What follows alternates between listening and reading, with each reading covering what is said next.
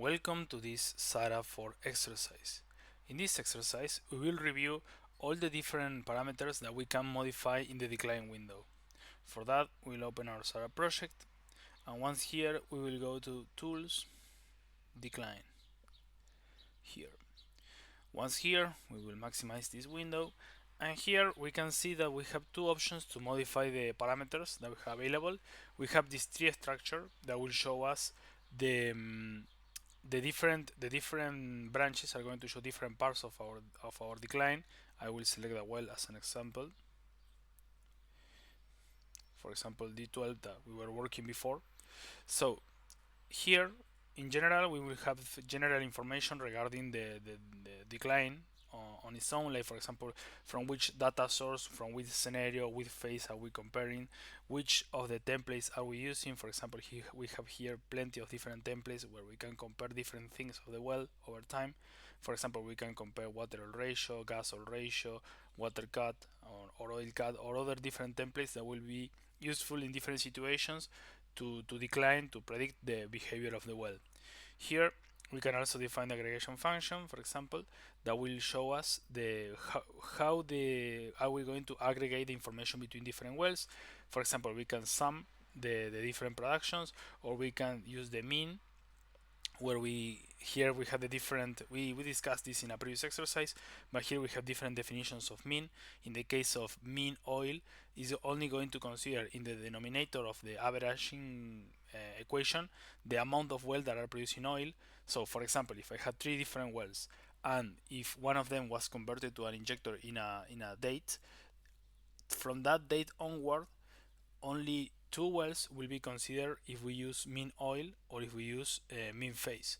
But if we use mean end wells, the total production is always going to be sum and divided by 3. So this means that even if the injector well is no longer going to produce any oil, it's going to still be considered for the equation. Obviously, this is going to give us a very low value of oil, and normally you will always prefer to use mean phase to compare always with the phase that is being produced, either liquid, gas, oil, or injected water. So in general, you will prefer to use always this one. Um, so that's not the case if you have only one well, but doesn't change. Um, so here we have also some other options, for example, adding references or showing the equation from the adjustment that we are doing in the regression, where the day of the month is considered as well. If it's at the start of the month, the 15th of each month, half of the month, or at the end of the month. So this will make a small difference when using monthly productions. So we will keep it as half a month. And here the scale of the y-axis in the decline window. And here we can check this option as well to add background curves of other wells if we want. Um, so here we have other options. For example, here we can show the nodes of the well associated to the one that we are doing the decline. For example, we can add them the user nodes here and show them. Also show the text and the comments, or change the size of the nodes. Here we can add other variables. For example, it's very common to show, if we want, the monthly production but the effective time. We have a different value. We can see it. In this case, we don't have effective. Yes, we have effective time loaded. You can see we have a different curve. Here we can change it, the color at which we are graphing the effective time. We can see that effective time is always a little bit bigger than the calendar day, because it considers the amount of days that should have been if the well didn't have any issue operationally. So it's going to be always a little bit higher, so we can include other variables as well using this option here. Inside the general branch, then we have the decline branch. Every time we add a new decline, we can add more than one decline. And for example, I can decline this period and this period in a separate decline. Another branch of decline is going to be added. In this case, I will erase this decline in this case. In the decline options, I have some option here to define the economic limit. For example, all of them are going to depend on which of the which of the template you have selected. For example, if you have a template that shows the amount of gas and oil, one of the options you will have available is maximum GOR to use as an economic limit. Here we are only plotting oil, so we are only going to show a minimum oil rate that is going to be considered like the minimum economic rate. So for example, let's say that we want to cut it here. So just as an example, let's take that 10 barrels is the limit, and here you can see that once I reach 10 barrels, the line, the forecast line, is going to be cut. So I will use 3 as it was before. I will unselect this, and also you have available here the minimum declination. In this case, you can use this option to select if you want to use a minimum decline. Remember that the hyperbolic is going to start with a high decline, and then depending on the b that you have, this decline is going to change over time. So you can select which is going to be that minimum decline that you will allow. After that, the decline is not going to change anymore, and the curve is going to change to exponential. So let's say, for example, let's do something. So we are starting with a DNI initial declination of 5.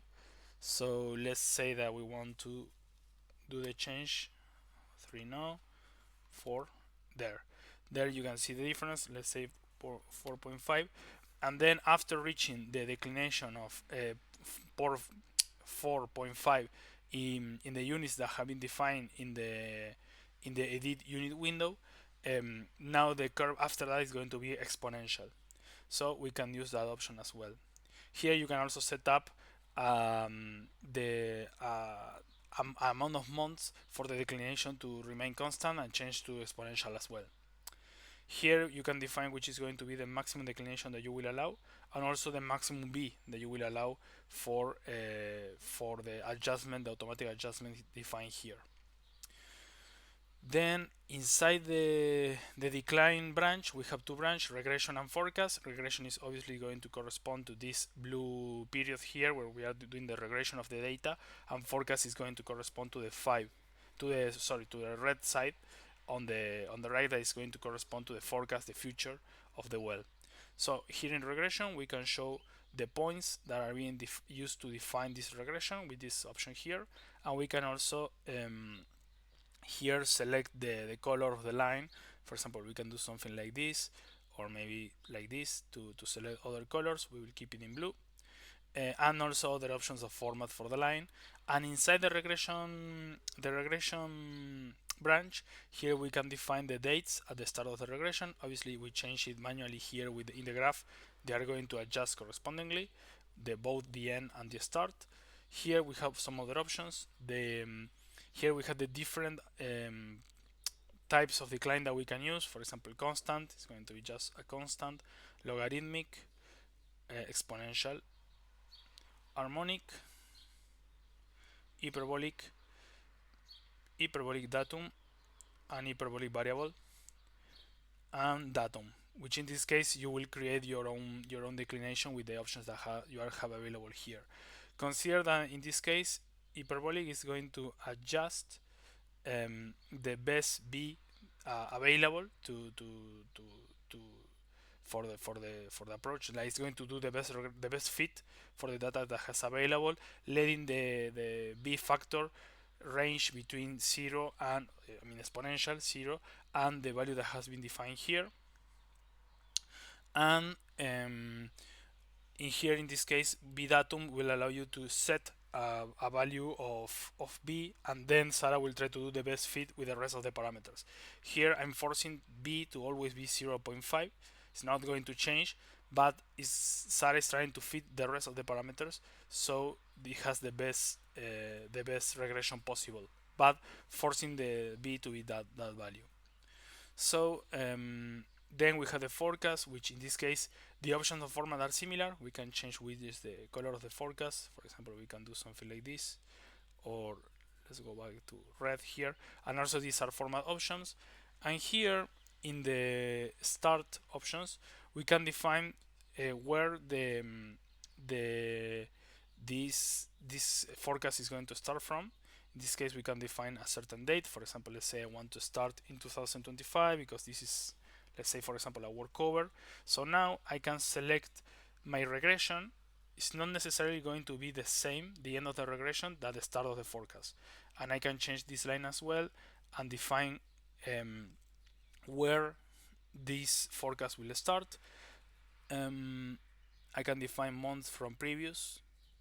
In this case, as you can see, we have a set amount of distance between the end of the regression and the start of the forecast.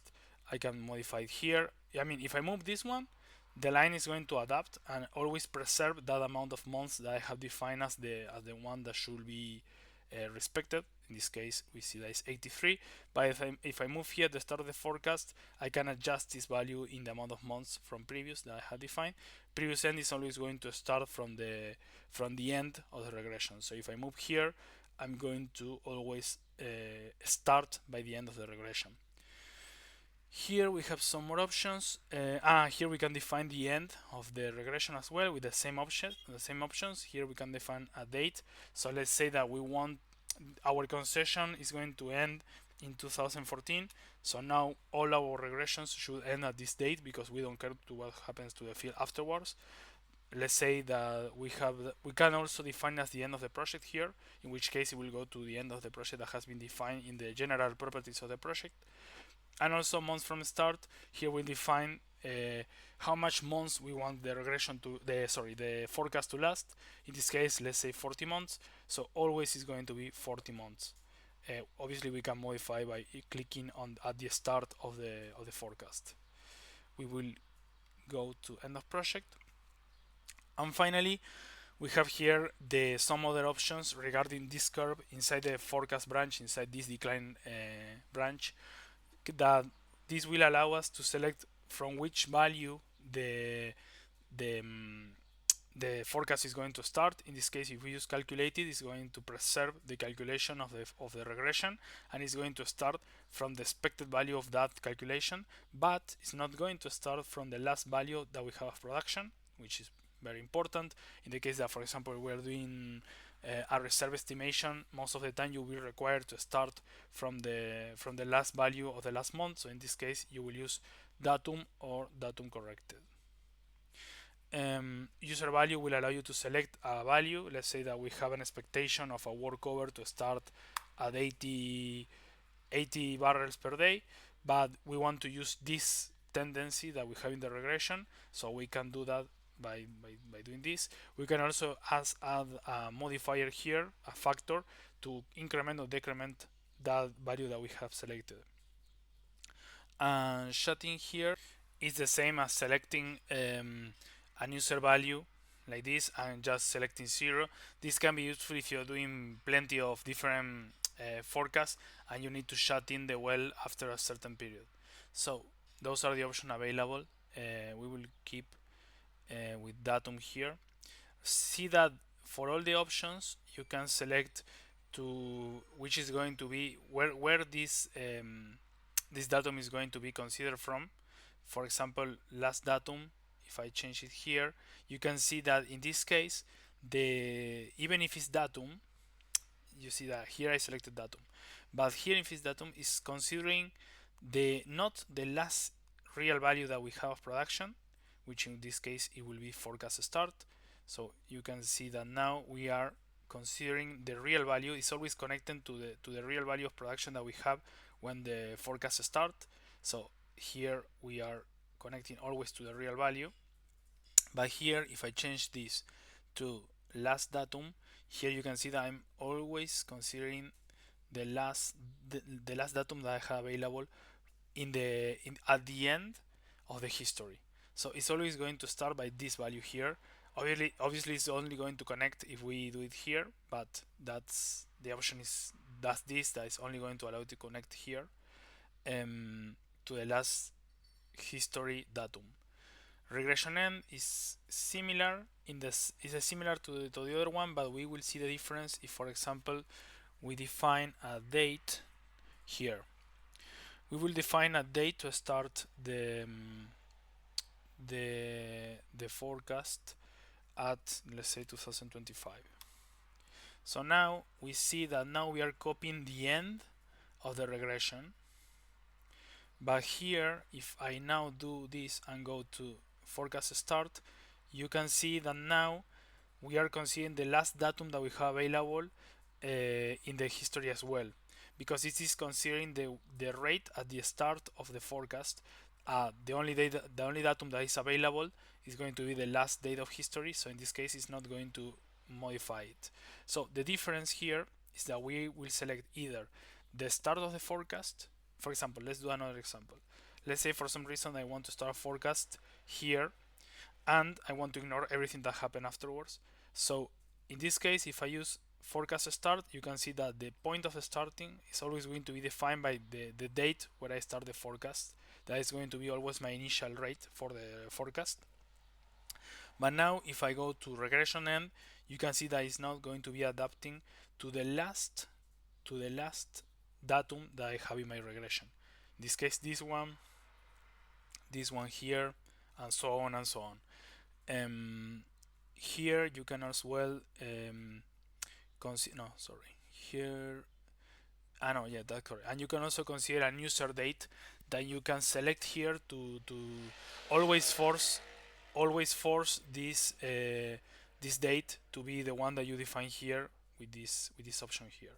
So for example, let's say that I want to always start by the value defined in the date March of 2021. So I'm going to do it here, and now it's always going to start by this value. No matter what I do, no matter what I move my regression, doesn't matter what I move my forecast either, it's always going to start by the volume, but the datum defined in that user date. You can also add modifiers here, as we discussed previously. Maybe you want to always consider an increment or a factor, either positive or negative, to increase or decrease this initial rate. And here, let's do an example with calculated. And here you can see that we can do all the same examples that we showed previously, all the different permutations with these options here. We can do it as well with calculated. For example, we can select forecast start, then this is always going to adapt to the expected behavior coming from the regression at the date of the forecast start. So what this is going to do is going to calculate all the parameters of this regression, and based on where I start, I'm going to follow that expected behavior over time in my forecast start. We can do the same here with last datum, which in this case is going to try to consider the same, but only at the date of the last history that we have. So it's going to calculate, again, it's going to calculate the parameters of this regression, and it's going to start always by the value that is defined at the date where the history ends.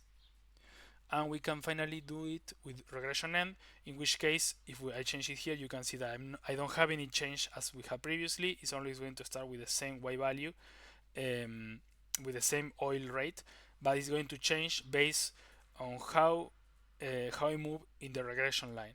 It's always going to continue the regression in this case, as you can see. So that's what these different options do.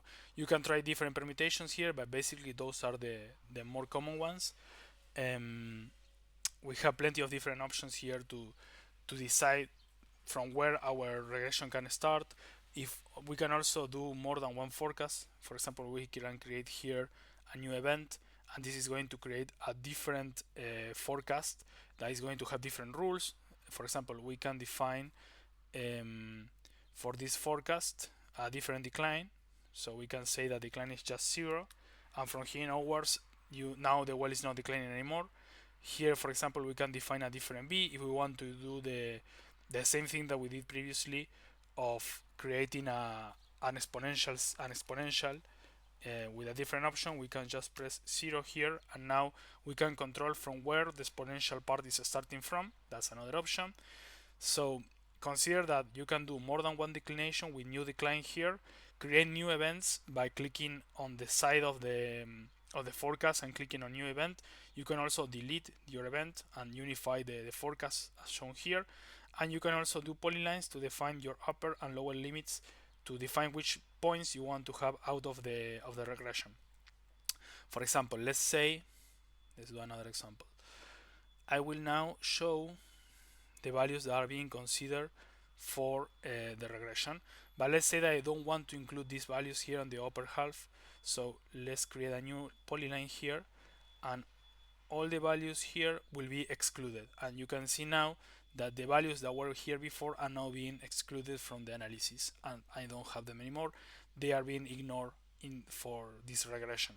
It's only going to be calculated from this point onwards. Even if the regression time is considering them, the points on this information, this history information, is not being considered. So that will be everything. Here you can define also in this branch in the forecast, you can also define the type of the client that you want to use. If you want to come from the this case previous DNF, is going to take the value of D at the end of the regression. Previous DNI here is going to take the initial D value of the regression. Previous DN is going to take the value of D of the regression in the month prior to the start of the forecast. And well, also user value, as I shown before, is just going to allow you to use any value that you want for your decline. So here we have all the, here I will delete this polyline so we can have now the common regression again. Here are all the things that we can modify on the branch here on the left. But something important to consider is that you can also modify your defaults here. So all the same information, all the same options that we reviewed previously, you can modify them here. And you may be wondering what's the difference between modifying them on the left here and modifying inside the defaults. And the difference is that when you analyze several wells, let's say that I have to decline 20 wells. Okay, if I set all the and I want to decline them, all of them with the same criteria. I want to start all my declines at the same time. I want to start, for example, my forecast at the same date for all of them, because I'm doing, for example, declining my PDP, and I will have to consider all of the curves starting by the start of the reserve exercise. That is something very common.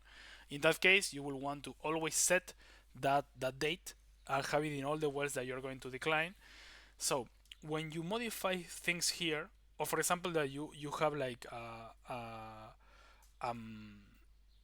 rule that your wells never have more than one in B, that's very common as well.